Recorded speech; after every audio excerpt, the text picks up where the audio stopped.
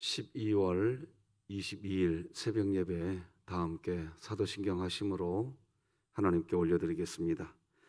전능하사 천지를 만드신 하나님 아버지를 내가 믿사오며 그 외아들 우리 주 예수 그리스도를 믿사오니 이는 성령으로 잉태하사 동정녀 마리아에게 나시고 본디오 빌라도에게 고난을 받으사 십자가에 못 박혀 죽으시고 장사한 지 사흘 만에 죽은 자 가운데서 다시 살아나시며 하늘에 오르사 전능하신 하나님 우편에 앉아 계시다가 저리로서 산자와 죽은 자를 심판하러 오시리라.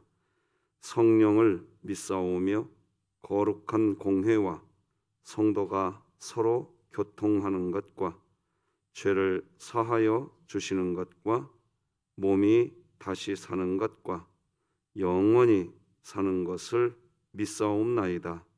아멘. 우리 찬송가 112장 성탄을 준비하는 마음으로 하나님께 찬양 드리겠습니다.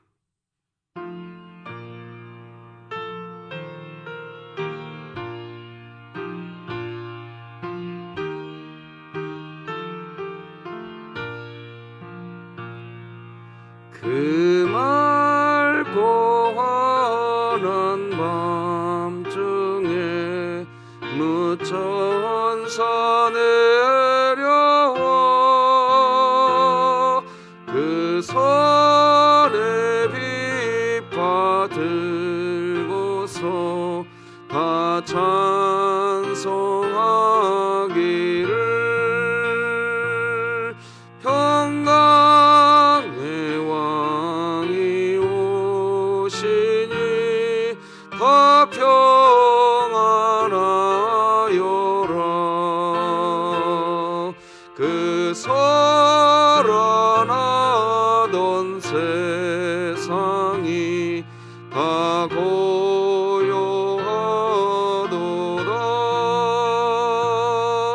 무천사 날개 펴고서 이 땅에 내려와 그때에 부른 노래가 또다시 들리니 이 슬픔 많은 세상에 큰 위로 되엄치고 온 세상 기뻐 비놀며 다 찬송하도록 이 괴로움 많은 세상에 짐지고 가는 자 그 험산 출령 넘느라 온몸이 고난을 이제 악세상 살 동안 새 소망 가지고 저 천사 깊은 찬송을 들으며 쉬어라. 예산지에 온 응하여 베들레헴 성에 주 예수 탄생하시니 온 세상 그주로 저 천사 깊은 노래를 또다시 부르니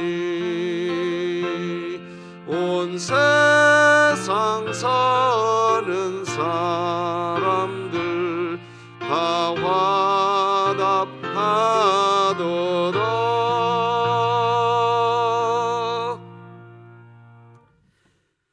오늘 함께 나눌 하나님 말씀은 신약성경 빌레몬서 1장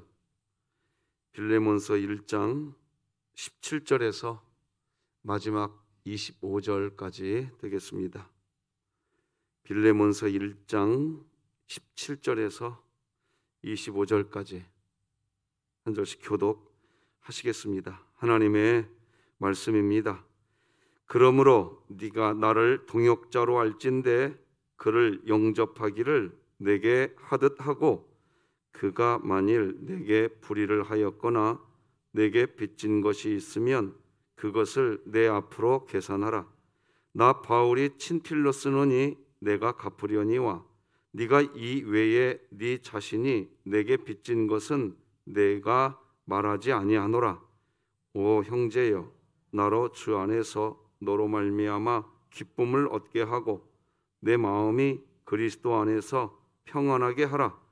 나는 네가 순종할 것을 확신함으로 내게 썼노니 네가 내가 말한 것보다 더 행할 줄을 아노라. 오직 너는 나를 위하여 숙소를 마련하라. 너희 기도로 내가 너희에게 나아갈 수 있기를 바라노라.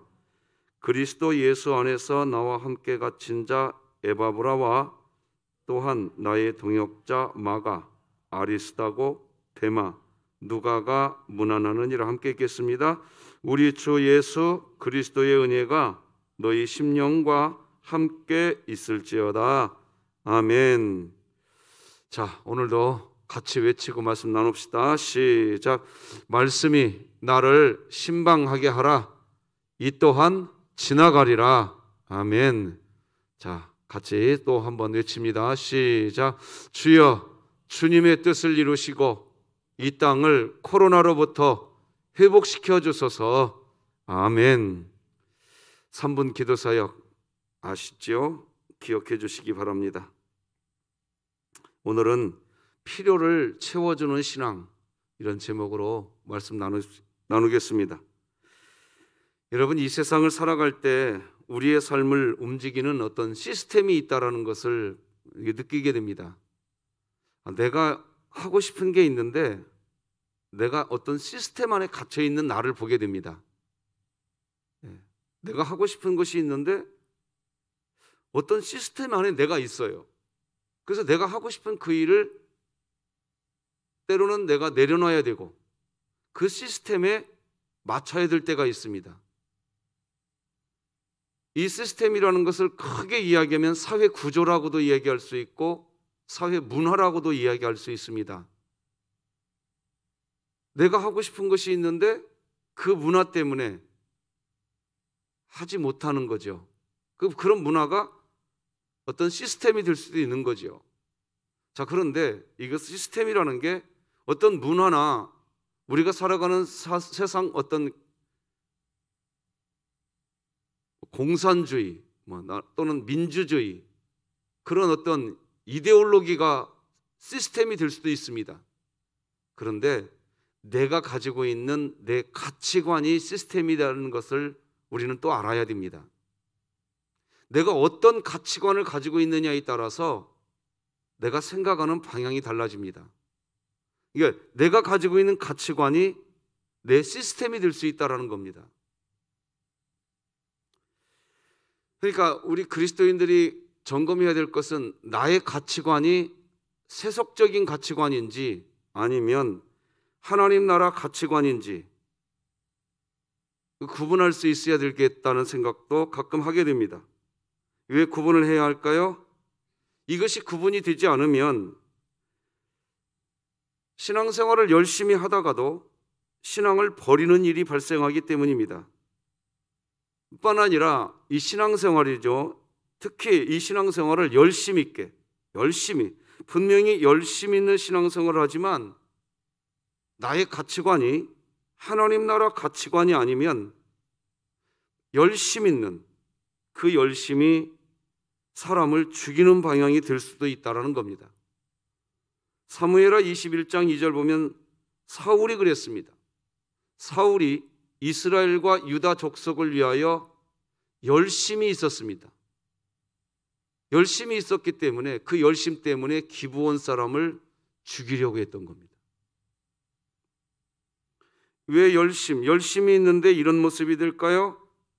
그 열심 있는 신앙이 말씀에 의한 기초, 그런 가치관이 아니라 우리가 신앙생활할 때에도 신념에 의한 기초, 그것을 우리가 가지고 있을 수 있다는 겁니다. 말씀이 기초가 되면 신앙이 되지만 신념이 기초가 되면 자기 확신이 됩니다. 사도 바울이 다메섹에서 예수님을 만나기 전 사도 바울 자신의 영적 상태를 솔직히 사도 바울 스스로 이야기합니다. 자신이 다메섹에서 예수님을 만나기 전까지 자기는 조상의 전통에 의한 신념에 묶여 있었다라는 고백을 합니다. 갈라디아서 1장 14절 보니까 내가 내 동족 중 여러 연갑자보다 유대교를 지나치게 믿어 내 조상의 전통에 대하여 더욱 열심히 있었으나, 사도 바울이 조상의 전통에 의한 열심을 갖고 살아갈 때 그때는 신앙, 그러니까 기독교 신앙이 아니었습니다. 그냥 전통에 의한 신념이었습니다. 전통에 의한 신념을 가지고 있는데 다메섹에서 예수님을 만나기 전 사도 바울은 그게 신앙인 줄 알았던 겁니다. 그게 신앙인 줄 알았어요. 그리고 이런 신념, 이런 신념의 상태, 그때의 삶을 기독교는 율법주의라고 이야기하는 겁니다. 율법주의는 자기 신념이 기초입니다. 문제는 신념에 의한 율법주의인데, 분명히 율법주의인데 열심히 있기 때문에, 또 그 열심을 뭔가를 하면요 마음이 또 뜨거워지기도 합니다. 내가 그것을 어떤 거에 몰입해가지고 열심히 하면요 내 마음이 뜨거워지기도 해요. 그거에 대해서 깊이 고민도 하고 사색도 하고 정보를 찾아보기도 하고, 그런 자기 자신의 어떤 행동, 내가 이렇게 열심히 하고 있으니까 이것이 신앙인 줄 압니다.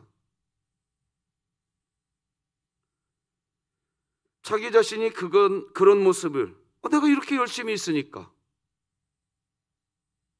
예수 복음 안에 있는 줄로 생각할 수 있습니다. 그러나 결국 신앙이 아닌 신념, 율법주의의 기초를 두고 있으면 신념이 무너질 때 신앙생활이 함께 무너지는 것을 보게 됩니다. 그러므로 우리가 신앙을 회복한다는 것은 어떤 열심 있는 모습을 회복하려고 하지 마십시오. 무엇이 우리가 어디에 초점을 맞춰야 되느냐? 신념으로 신앙생활하고 있던 것에서부터 그 중심이 신앙, 즉 말씀으로 중심이 움직여져야 됩니다. 그래서 언젠가 말씀드렸어요. 중심 이동이 되어야 된다고. 신앙생활은 열심 있는 것이 그리스도 복음을 이야기하는 게 아니라, 신앙이라는 것은 중심 이동이 되는 것을 이야기하는 겁니다. 제가 아는 개척 목회, 비슷한 목회라는 목사님이 계시는데 그 가정에 자녀가 있습니다. 그 목사님의 교회, 그 부모님이죠. 부모님의 교회가 힘들어지고 각종 어려운 일들, 그리고 그런 상황들을 보고서 자기 아버지가 목회를 하는데 교회를 떠나간 목회자의 자녀가 있습니다. 다시는 교회로 돌아오지 않겠다고 선언했다는 거예요. 너무나도 가슴 아파서 그 목사님이 이제 전화해서 저하고 같이 대화를 하는데 마음이 너무 아픈 거예요. 그 목사님은 자녀들이 개척 비슷한 목회를 하니까 어릴 때부터 피아노도 막 가르치고 해가지고 누가 피아노 반주할 사람도 없고 주일학교에서 누가 율동 가르쳐줄 사람도 없으니까 목사님 자녀들에게 이제 그런 것들을 배우게 해서 막 이렇게 교회 봉사를 하게 했다는 거예요. 어릴 때는 애들이 그렇게 열심히 했다는 거예요. 근데 그 목사님이 한 얘기입니다. 저에게, 목사님, 나는 우리 아이들이 그렇게 열심히 교회에서 나를 도와서 목회하고 함께 이렇게 가족으로 생각하고 있었기 때문에 우리 아이들이 믿음 좋은 줄로 생각했는데 내가 너무 큰 착각을 했어. 그렇게 열심히 있는 모습, 열심히 교회에서 뭔가를 했던 그것이 신념이었다라는 것을 지금 알았습니다. 우리 아이들이 문제가 아니라 내가 우리 아이들을 그렇게 키워놓은 것이 정말 후회가 됩니다.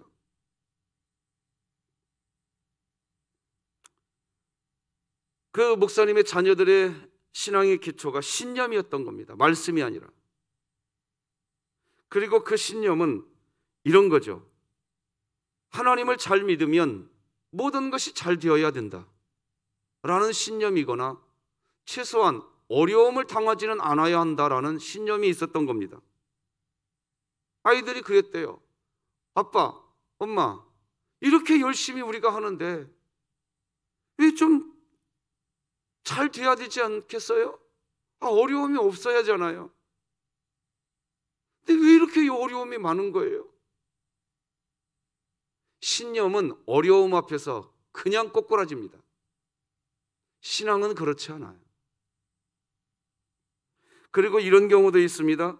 분명히 신념이 아니라 분명히 말씀에 기초한 신앙이 있습니다. 분명히 말씀이 그 마음 중심에 있습니다. 그런데 문제는 뭐냐? 그 말씀만 있는 게 아니라 말씀과 함께 신념이, 이 말씀과 함께 신념이 공존할 수 있는 믿음도 있다는 겁니다. 엘리야가 그런 경우였습니다. 열왕기상 19장 4절로 10절을 좀 축약해서 읽어드리면 이렇게 읽어드릴 수 있습니다. 자기 자신은 광야로 들어가 하룻길쯤 가서 한 로뎀나무 아래에 앉아서 자기가 죽기를 원하여 이르되 여호와여 넉넉하오니 지금 내 생명을 거두시옵소서. 나는 내 조상들보다 낫지 못하니이다 하고 내가 만군의 하나님 여호와께 무엇이 유별하오니? 열심히 유별하오니 이는 이스라엘 자손이 주의 언약을 버리고 주의 제단을 헐며 칼로 주의 선지자들을 죽였음이오며 오직 나만 남았거늘 그들이 내 생명을 찾아 빼앗으려 하나이다. 여러분, 우리는 의심하지 않죠. 엘리야의 마음 중심에는 분명히 하나님 말씀이 있었습니다. 그렇기 때문에 우리가 잘 알다시피 갈멜산의 놀라운 기적 알지 않습니까? 이방 선지자 850명과 맞짱을 떠서 이겼지 않았습니까? 그런 말씀, 믿음이 엘리야에게는 분명히 있었습니다. 하지만 엘리야의 마음 중심에 말씀이 중심이 있었지만 신념도 함께 있었다는 겁니다. 이런 엘리야의 모습이 사실 우리들의 모습일 수 있다는 걸 기억하셔야 됩니다. 사실은 저도 나는 내 마음 중심이 다 말씀으로, 내 마음의 중심은 다 말씀이야, 이렇게 제가 착각을 하고 살아갈 때가 참 종종 있습니다. 그런데 제 마음 안에도 신념이 자리 잡고 있는 것도 있다라는 것을 어떤 결정적인 상황에서 탁 부딪히게 될 때가 있습니다. 우리는 그거 알아야 됩니다. 나는 새벽마다 하나님 앞에 기도하고 있으니까 내 마음 중심은 다 말씀이 중심이야. 예, 그렇게 되면 참 좋죠. 내 마음 중심에는 신념이라는 건 없어. 여러분, 그게 뭐냐? 우리는 끊임없이 성화되어야 될 존재거든요. 우리가 끊임없이 성화되어야 될 존재라는 얘기는 뭐냐면 우리 안에도 신념이 있다라는 겁니다. 신념의 자리가 말씀으로 자꾸 조금씩 바뀌어져야 됩니다. 말씀이 중심이 온전히 되어지면, 그래서 우리 안에 말씀이 중심이 된 부분이 있기 때문에 하박국 선지자와 같은 성경의 말씀을 보면 우리 안에 말씀이 중심이 된 부분이 있기 때문에 하박국 선지자와 같은 그런 말씀, 어떤 말씀입니까? 무화과 나무에 열매가 없고 포도나무에 소출이 없고 밭에 식물이 없고 우리의 양이 없다 할지라도 나는 하나님으로 인해 기뻐한다, 이런 말씀 앞에 우리는 아멘 합니다. 분명히 아멘 합니다. 왜? 말씀이 우리 안에 있기 때문에. 그런데 반면에요, 우리 안에 신념도 있어요. 아니, 어떤 때 보면은 하박국 선지자와 같이 그런 분명한 믿음이 사람이었는데 아무것도 아닌 것 같고 내 마음이 푹 낙심되거나, 또 반대로 아무것도 아닌 것 같고 내가 그냥 분노를 확 일으키거나. 아니, 방금 전에는, 얼마 전까지만 해도 하박국 선지자와 같은 그런 말씀 앞에 아멘 했던 게 난데, 그게 난데, 어떤 때에는 정말 저 사람이 며칠 전에 하박국 선지자와 같은 고백했던 사람 맞나? 이런 모습이 우리 안에 있단 말입니다. 그러니까 우리 안에도 말씀만 있는 게 아니라 신념도 있더라는 겁니다. 이거 인정하셔야 됩니다. 이것이 인정될 때 하나님 앞에서 또 우리는 겸손해집니다. 오늘 본문을 보면요, 빌레몬은 분명히 하나님의 말씀이 중심이 된 사람이 맞습니다. 어제 우리가 그런 부분을 나눴습니다. 빌레몬은 말씀이 중심이 된 그런 사람이라는 것을 오늘 본문에서 사도 바울을 통해서도 알 수 있습니다. 그래서 사도 바울은요, 오네시모, 그러니까 이 빌레몬의 종이었죠. 이게 빌레몬은 오네시모의 주인입니다. 주인인 빌레몬에게 피해를 입히고 도망쳤던 종 오네시모죠.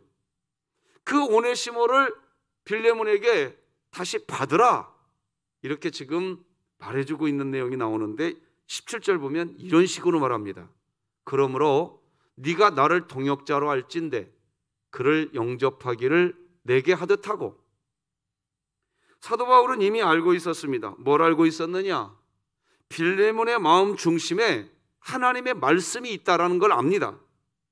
알고 있었어요. 그래서 이렇게 얘기합니다. 네가 나를 동역자로 알진대 그를 영접하기를 내게 하듯 하고.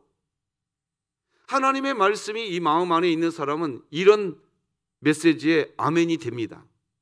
빌레몬은 충분히 아멘할 수 있는 사람입니다. 자, 그런데 이어지는 18절을 보면요, 사도 바울이 빌레몬에게 이야기했던 이 17절 말씀과 좀 뉘앙스가 다른 이야기를 합니다.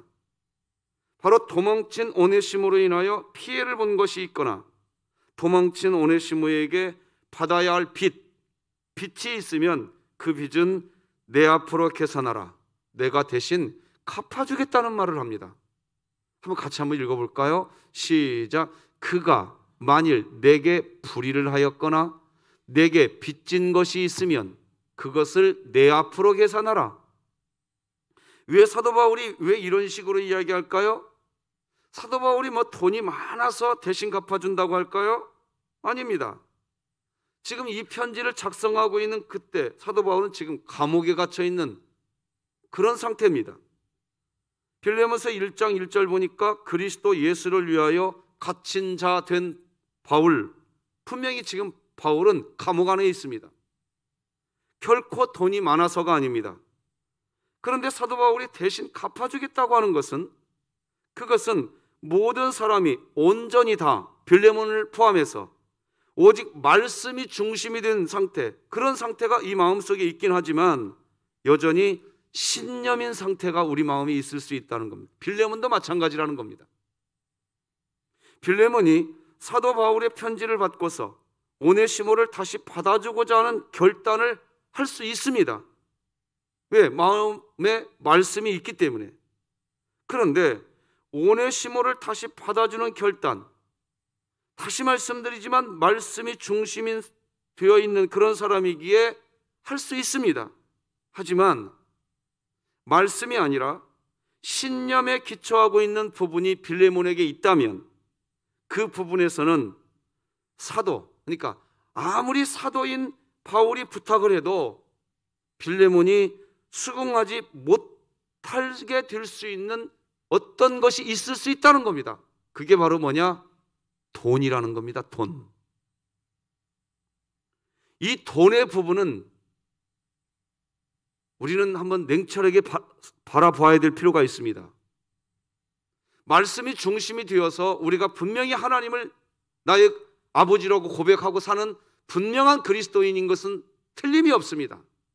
그런데 돈 부분 앞에서는 신념으로 내 마음이 묶여져 있을 수 있다는 겁니다. 돈 앞에서는 말씀이 중심이 아니라 신념이 중심이 되어 있는 분들이 참 많이 있습니다.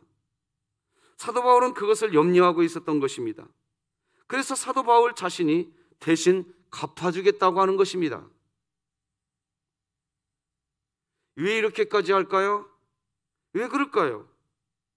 오네시모가 다시 주인 빌레몬의 집에서 살게 하기 위해서입니다. 반대로 빌레몬이 오네시모를 편안한 마음으로 받아줄 수 있도록 도와주기 위해서입니다. 바로 이런 바울의 모습, 이 바울의 모습은 바로 예수 그리스도의 모습입니다. 왜 예수님이 십자가에 못 박혀 죽으시면서 십자가에 못 박혀 죽으면 되는 것이지, 왜 도대체 왜 예수님은 마지막 피 한 방울까지 다 흘려주셨을까요? 왜 예수님이 그렇게까지 하셨을까요? 그것은 예수님이 그렇게 모든 것을 다 쏟아 부어서 그렇게 해서 우리의 죄를 구원해 주시는 일, 그 일을 해 주셨기에, 그렇게 되었기에 죄인인 우리가 하나님 아버지 앞에 담대히 나갈 수 있는 것입니다. 우리 히브리서 말씀 같이 읽어봅시다. 시작. 그러므로 형제들아, 우리가 예수의 피를 힘입어 성소에 들어갈 담력을 얻었나니. 자, 여러분, 우리 입장에서는 예수님께서 다 쏟아 부어주신 그 피 한 방울, 그것까지 주님이 다 쏟아 부어주셨기에 하나님 앞으로 나갈 때 우리가 담력을 얻게 되지만, 동시에 예수님께서 피 한 방울까지 다 쏟아 부어주셨기에 하나님의 입장에서는 우리를 조건 없이 받아줄 수 있도록 예수님이 희생 제물이 되어주신 겁니다. 사도 바울이 지금 그 역할을 하고 있는 겁니다. 그렇게 예수님께서 우리를 위해서 우리가 하나님께 받아들여질 수 있게 하는 그런 하나님의 자녀가 될 수 있게 해주려고 예수님께서 마지막 피 한 방울까지 다 쏟아버리신 겁니다. 그래서 하나님께서는 우리를 거침없이 받아주는데 이렇게 이야기하십니다. 마태복음 보니까 수고하고 무거운 짐진 자들아 다 내게로 오라. 내가 너희를 쉬게 하리라. 너는 마음이 온유하고 겸손하니 나의 멍에를 메고 내게 배우라. 그리하면 너희 마음이 쉼을 얻으리니. 이사야 55장 1절도 이렇게 기록합니다. 오호라 너희 모든 목마른 자들아 물로 나오라. 돈 없는 자도 오라. 너희는 와서 사 먹되 돈 없이 값없이 와서 포도주와 젖을 사라. 하나님께서 왜 우리에게 이렇게 이야기하시느냐? 예수님께서 다 쏟아주셨기 때문입니다. 그와 비슷한 역할을 지금 사도 바울이 빌레몬에게 해주고 있는 겁니다. 사도 바울이 빌레몬에게 오네시모를 보내면서 빌레몬의 두 가지 측면을 다 채워줍니다. 이렇게 설명할 수 있죠. 빌레몬의 마음에 말씀이 중심이 된 부분이 있습니다. 그 부분에 대해서는 거침없이 이렇게 말하죠. 빌레몬, 네가 나 사도 바울을 동역자로 여긴다면 오네시모를 동역자로 받으라. 말씀이 중심이 된 부분에서는 그렇게 제안합니다. 자, 그런데 빌레몬의 마음에 혹이라도 신념이 중심이 된 부분이 있다면 그 부분에 대해서 빌레몬이 허락이 안 되어서 오네시모를 받아줄 수 없다고 한다면 어떻게 하나 해서 사도 바울이 어떻게 대응합니까? 사도 바울 자신이 빚진 돈을 대신 갚아주겠다고 이야기합니다. 이유는 다른 데 있지 않죠. 오네시모를 받아주려고 하는 거죠. 사도 바울은 이렇게 두 가지 모두를 다 채워주고 있습니다. 그리고 빌레몬에게 다른 조건을 묻지 말고 오네시모를 받아달라고 하고 있는 겁니다. 그래서 사도 바울의 이런 모습은 예수 그리스도를 상징하고 있는 모습이라고 할 수 있습니다. 우리가 살다 보면요, 우리 곁에 있는 어떤 누군가가 너무나 돈이 없어서 굶고 있는 사람이 있을 수 있습니다. 그 사람에게 그저 하나님 믿어, 기도하면 하나님이 채워주셔 라고 하는 말만 하면 안 된다는 겁니다. 동시에 내가 실질적으로 그분에게 뭔가 도움이 될 수 있는 부분이 있다면 도와줄 수 있어야 되는 것입니다. 어제도 어느 분이, 우리 남명호 전사님이 제 방에 노크를 해요. 무슨 일이십니까? 하고 문을 열었더니 200만 원을 들고 저한테 오셨어요. 돈을. 이게 무슨 돈이에요? 목사님, 어떤 분이 방금 다녀갔는데, 조용히 다녀갔는데 누구에게도 말하지 말고 연말에 어려운 사람들을 위해서 교회가 사용했으면 좋겠습니다. 헌금이 아니라 그냥 내가 헌금하면 하나님께 뭔가 드리는 것 같아서, 그것도 아니고 그냥 정말 전사님 어려운 분이 보이신다면 좀 도와주시면 좋겠습니다 하고 돈을 고역을 갖고 들어온 거예요. 절대로 이름을 밝히지 말라는 거예요. 야, 누굴까?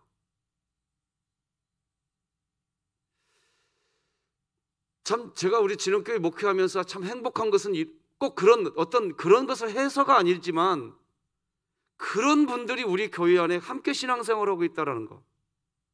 여러분들이 이제 결국 다 여러분들입니다. 말로만 기도해, 기도하면 하나님 도와주셔, 이렇게 하지 않으시고, 제가 저 목양실 안테나가 상당히 높다라는 말을 제가 가끔 합니다. 대부분 우리 교회에서 저 멀리서 있었던 얘기들이 한 2, 3일 안에 제 마음에, 제 목양실 안으로 정보가 다 들어옵니다. 웬만한 건 정보가 다 들어와요. 진짜예요. 야, 정말 힘든 사람에게 우리 성도님들이 찾아가서 말로만 하는 게 아니라 도와주고 섬겨주고 하는 일들, 참 아름다운 미담들이 진짜 많습니다. 많아요. 얼마나 고마운지 몰라요. 또한 우리 곁에는 말이죠, 정서적으로 너무 큰 고통을 가지고 있는 사람이 있을 수 있습니다. 매우 힘든 시간을 보내고 있겠죠.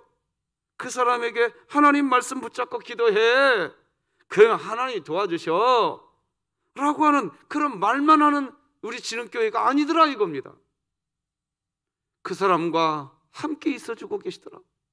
제가 어떤 분이 몸이 안 좋아서 병원에 오랫동안 병원에 계신 분이 계셨어요. 저도 코로나 시절이지만 자주 신방을 갔었습니다. 근데 어떤 경우에 그분이 진짜 힘든 시절에 제가 신방을 놓친 적이 있었어요. 제가 신방을 놓쳤어요. 그분이 병원에 있으면 참 힘든 시간이었는데 제가 놓쳤어요, 신방을. 그런데 우리 교회 어떤 분하고 대화를 하는데 그 타이밍에 그분이 거기를 갔다 왔더라고요.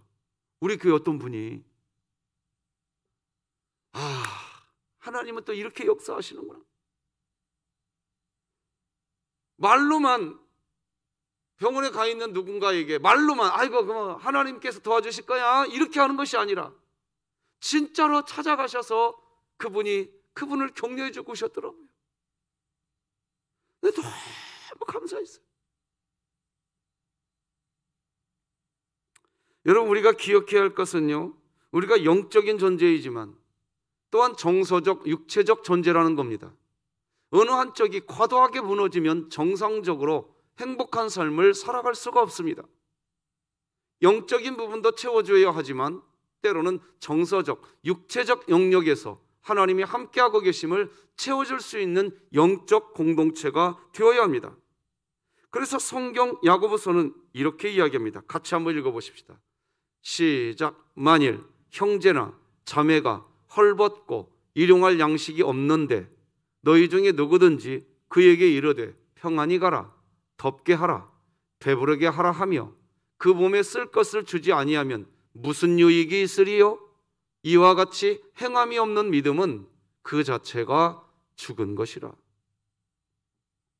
결국 사도 바울은 빌레몬이 오네시모를 기쁜 마음으로 받아줄 수 있도록 두 가지 측면에서의 필요를 다 채워줍니다. 그렇게 하고 난 후 사도 바울은 이제 이렇게 말을 하죠. 빌레몬서 1장 21절로 25절을 좀 추격해서 읽어드려 보겠습니다. 나는 네가 순종할 것을 확신함으로 내게 썼노니 네가 내가 말한 것보다 더 행할 줄을 아노라. 그리스도 예수 안에서 나와 함께 갇힌 자 에바브라와 또한 나의 동역자 마가 아리스다고 데마 누가가 문안하느니라. 우리 주 예수 그리스도의 은혜가 너희 심령과 함께 있을지어다. 아멘. 말씀 맺겠습니다.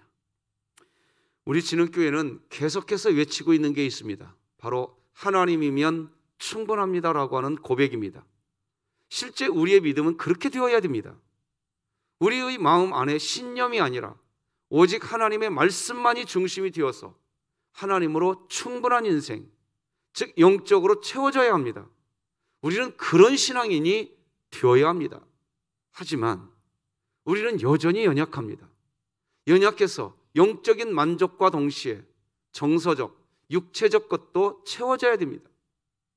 그래서 비로소 만족하게 되는 존재입니다. 하나님은 그 사실을 잘 알고 계십니다.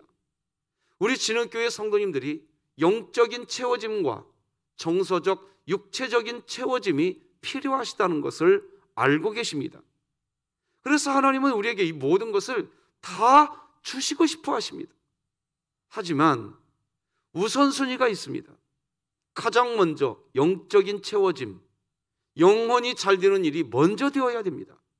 그렇게 영혼이 잘 된 그리스도인은 정서적, 육체적 부분을 채워주시는 하나님을 만나게 됩니다.